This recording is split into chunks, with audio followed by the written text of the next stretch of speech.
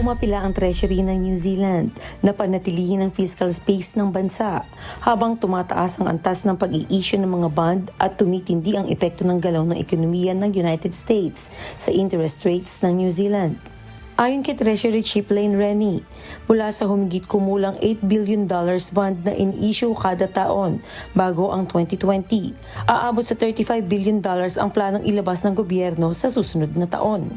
Tinatayang 60% ng mga bagong bond ay nabibili ng mga offshore investor na nagdudulot ng mas malaking utang ng bansa sa mga dayuhan. Sinabi rin ni Rennie na mas limitado na ngayon ang kaalaman ng pamahalaan kung sino ang may hawak ng mga bond, kumpara noong panahon ng 2008 hanggang 2009 global financial crisis, kung kailan mas kontrolado ng mga bangko ang merkado.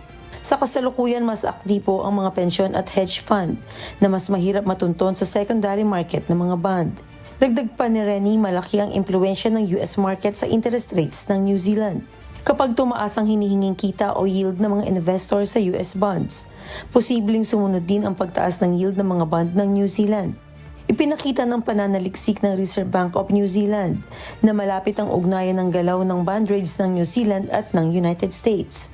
Sa pinakahuling tala, umakyat ng 41.8% ng GDP ang net core crown debt hanggang Hunyo 2025 at inaasahang tataas pa ito sa 46.9% pagsapit ng 2028 to 2029 bago muling bumaba. Samantala, sinabi ni Finance Minister Nicola Willis na layunin ng pamahalaan na maibalik sa ilalim ng 40% ng GDP ang debt level, habang patuloy ang pamumuhunan sa infrastruktura at pagbabawas ng buwis. Inaasahang tataas pa ang interest payments ng gobyerno na umabot na sa halos $9 billion noong nakaraang taon. Early Briones, humahataw sa balita ngayon.